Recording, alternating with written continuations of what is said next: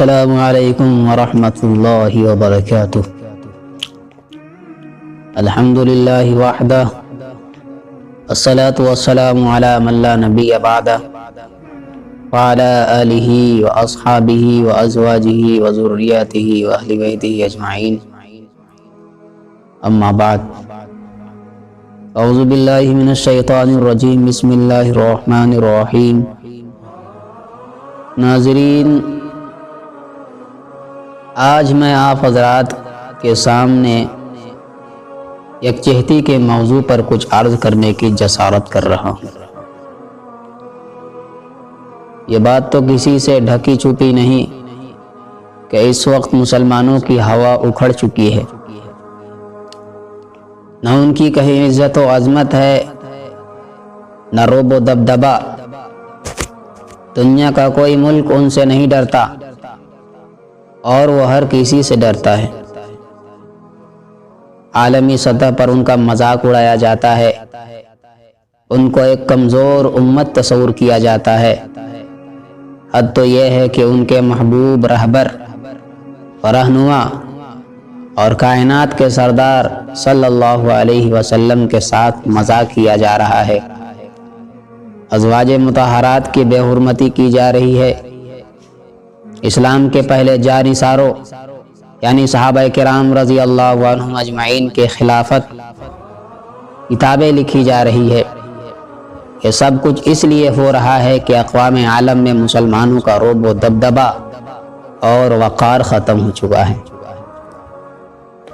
اس مسلمان سے کبھی قیصر و کسریٰ جیسی طاقت لرزہ براندام تھی، آج اس سے اسرائیل جیسا باولا درندہ بھی نہیں ڈرتا۔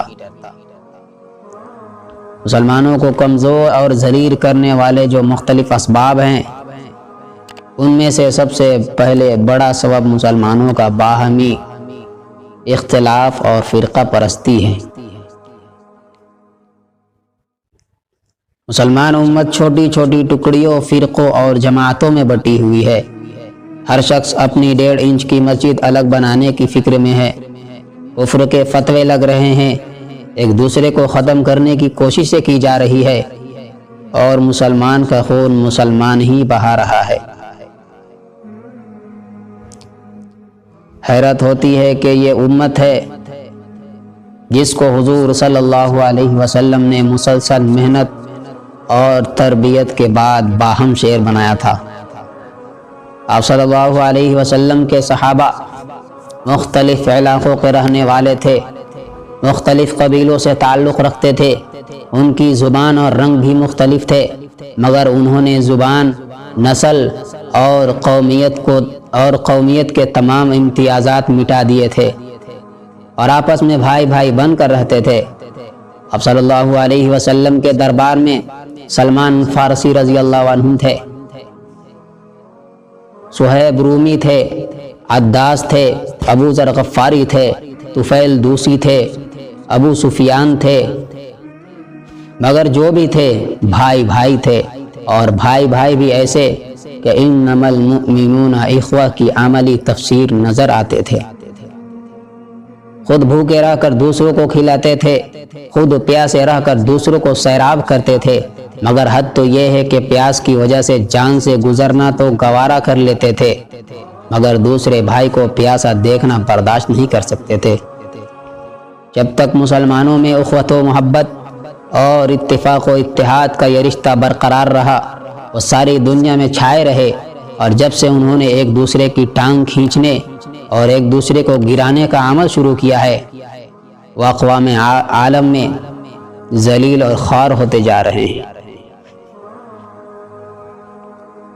اس وقت مسلمانوں کی تعداد 1 ارب سے بھی زائد ہے۔ وسائل کے اعتبار سے دیکھیے تو پیٹرول جیسے وسائل، سونے کے کنویں زیادہ تر مسلمانوں کے قبضے میں ہیں۔ معدنیات کے ذخائر اور کانیں بھی اسلامی ممالکت میں زیادہ ہے۔ مالی اعتبار سے نظر ڈالے تو اکثر اقوام عالم سے مسلمان قوم زیادہ مالدار ہے، لیکن ان تمام باتوں کے باوجود مسلمان کمزور اور مغلوب ہے۔ آخر کیوں؟ اس کی بڑی وجہ ایمانی کمزوری اور آپس کے لڑائی کے جھگڑے ہیں۔ پہلے مسلمانوں کے پاس سونے چاندی کی دولت نہیں تھی بلکہ ایمان کی دولت تھی۔ ان کے پاس پیٹرول اور معدنیات کے ذخائر نہیں تھے، البتہ اللہ کی ذات پر یقین اور اعتماد کا عظیم ذخیرہ ان کے پاس تھا۔ ان کے پاس جدید اسلحہ اور ساز و سامان کی طاقت نہیں تھی، لیکن آپس کے اتفاق و اتحاد اور یکجہتی کی قوت ان کے پاس تھی۔ وہ نہتے 313 تھے، مگر انہوں نے 1000 کے لشکر کو شکست دے دی، اور ایسا بھی ہوا کہ 3000 کے لشکر نے 2 لاکھ کے لشکر کو شکست دے دی۔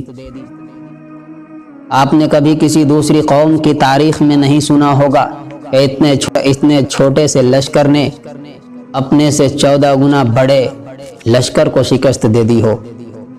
مگر مسلمانوں، تمہیں اپنی تاریخ پر ناز ہونا چاہیے اور عبرت بھی حاصل کرنی چاہیے کہ جب تمہارے اکابر حضرت زید بن حارث رضی اللہ عنہ کی قیادت میں شام کے مسلمانوں میں 2 لاکھ رومیوں کو ان کے اپنے گھروں میں جا کر شکست فاش دے دی۔ غفلت کی نیند سے جاگیے اور یاد رکھیے، آج ہماری کمزوری کی وجہ ساز و سامان کی کمی نہیں، ہماری کمزوری کی وجہ توپ اور گولہ بارود نہیں، ہماری کمزوری کی وجہ تربیت یافتہ فوجوں کی قلت نہیں، ہماری کمزوری کی وجہ سائنس اور جدید ٹیکنالوجی کا عدم حصول نہیں، ہماری کمزوری کی وجہ مال و دولت نہیں، بلکہ ہماری کمزوری کی وجہ ایمان و یقین اور یکجہتی کا فقدان ہے۔ کفر کی بڑی بڑی طاقتیں صحابہ رضی اللہ عنہم اجمعین سے ان کے ساز و سامان اور اسلحہ کی وجہ سے نہیں ڈرتی تھی، بلکہ ان کے یقین محکم اور بے مثال یکجہتی کی وجہ سے ڈرتی تھی۔ جب مسلمانوں میں یہ چیز باقی نہ رہی تو ان کا رعب و دبدبہ بھی باقی نہ رہا۔